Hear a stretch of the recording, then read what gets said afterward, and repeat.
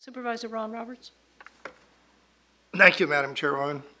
I want to adjourn today's meeting in honor of Tony Gwynn. I'm going to see if I can get this to stick up here. That hold it? Okay. Let me make a couple of comments, and then we have a video that we can show that I think says it better than I can. But I just, as the designated longtime baseball fan here, and as I'm proud to say a friend of Tony Gwynn's, baseball scouts talk about having 5 tools. They talk about the skills, and they look for that in trying to evaluate players. And it's, can they run? Obviously, catch. Can they throw? Can they hit for power? Can they hit for average? And what those 5 tools leave out is probably the most critical determining things. They don't have determination in there. They don't measure determination. And they don't measure the willingness to put in hard work. They don't measure how do you study. And it was these things that made Tony Gwynn the ball player that he was, because he excelled not only as a hitter, which he worked very hard at, but people don't realize he worked very, very hard to become one of the best defensive outfielders in baseball, and was recognized also for those skills. There was a reason why George Will, in his book Men at Work, focused on Tony Gwynn, because it was Tony Gwynn at work. And he probably was happiest when he was on the baseball field. But a lot of people forget that Tony Gwynn was a star in basketball also. He was the only Aztec ever to be all conference in 2 sports, in his case, basketball and baseball. The irony is he was drafted on the same day by both the San Diego Padres professional baseball team and the San Diego Clippers not-so-professional basketball team. He obviously made the right choice. Donald Sterling, step aside. He was San Diego's best baseball player, but as my wife reminded me, he was also a fantastic sports announcer. She loved it when he was handling the games, and especially TV, and my wife's been a baseball fan forever. Having grown up in a baseball family, her brother played professional baseball. She knows baseball, but she loved Tony Gwynn because she said he gave her insights into things that a normal announcer didn't understand about baseball. He could do those things. Well, we live in an age of pill-popping sports cheaters. We see it all the time.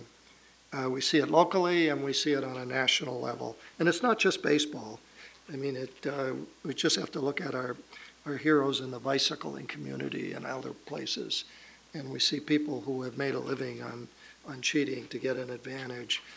It's very easy to become cynical in this type of an environment, to really think that everybody involved must be doing it.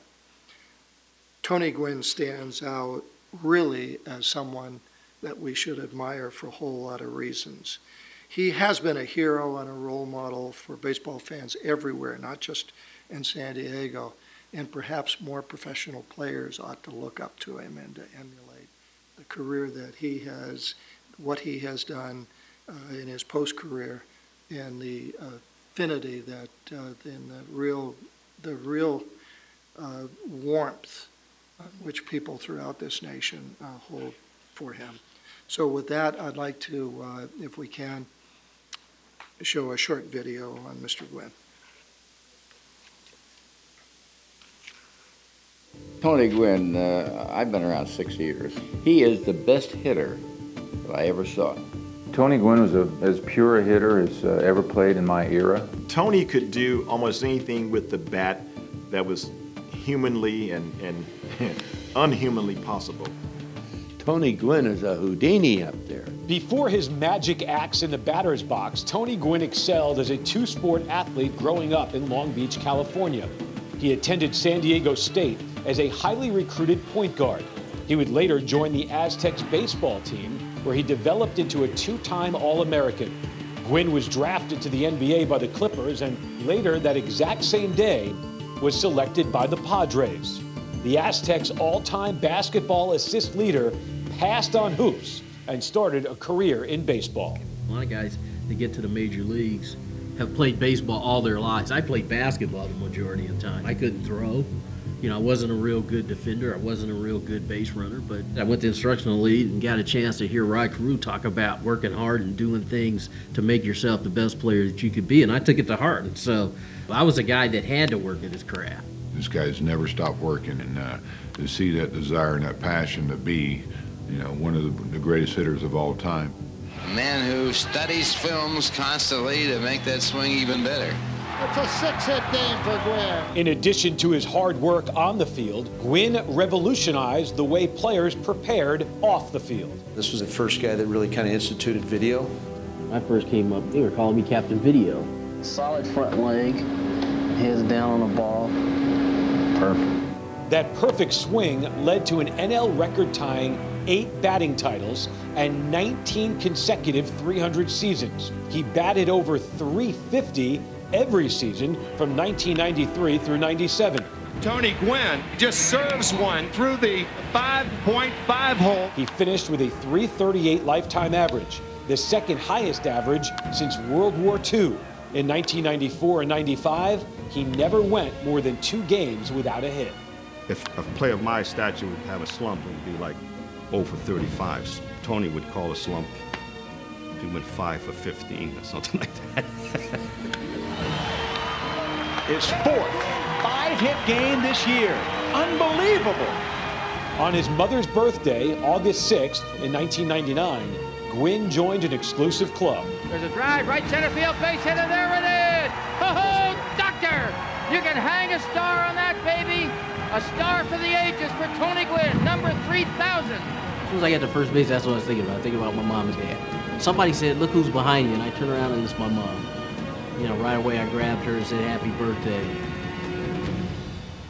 You know, it wasn't just hitting. Tony was a complete player, from defense to running the bases to throwing. He took the game very seriously, and I'm not surprised that he's one of the great Hall of Famers today. Tony Gwynn over to get it. What a play by Tony Gwynn! On top of his record-breaking hitting accolades, Gwynn won 5 Gold Gloves and stole 30 or more bases in 4 seasons, including 56 in 1987. Upon retiring in 2001, Gwynn was the Padres leader in 10 offensive categories, including steals, RBIs, and batting average. Tony really is Mr. Padre. He is San Diego baseball. There's a statue out there in left center field to prove it. It's a testament to him and what type of person he is for staying in San Diego for his whole career. You know, that's not something that happens every day anymore. If you knew him, you would know why the people of San Diego love Tony Gwynn. He's one of those athletes that make himself available to the fans. How are you? How you doing? You doing all right? Yeah. He has that infectious laugh that people love being around him. Tony's charisma and hard work earned him the respect of not only fans and other big leaguers, but also some of baseball's all-time greats. After meeting in 1992, he developed a close relationship with Ted Williams. The two would spend hours together doing what they loved the most, talking hitting. Where's the first place they want to throw a slider? Well, they want to throw it down, but they also want to throw it in. And when you throw it in, baseball history's made. You pull the ball, you get it out a lot. Remember on your big next salary raise, don't forget about old Ted. The two friends shared the spotlight one final time during the 1999 All-Star Game at Fenway Park. That's my favorite moment in this game. It was unbelievable. To be the last guy standing out there with Ted Williams as he threw out the first pitch was the best. And I hope that 20 years from now, somebody will be talking about me in the same vein as I'm talking about Ted Williams. In 2007, Gwynn joined Teddy Ballgame in Cooperstown, receiving almost 98% of the vote. And when you laugh, and you can laugh at yourself and laugh at others, that makes the game a whole lot easier to play. Besides being a great player professionally, as a human being, outstanding. What a guy to have in a ball club, the best you'll ever get anywhere. Here's the roar for Tony Gwynn. I'll leave this game with a smile on my face, knowing that I've had a good career, I've met a lot of people, I've learned a lot, but I will miss you, and I'll miss you a lot.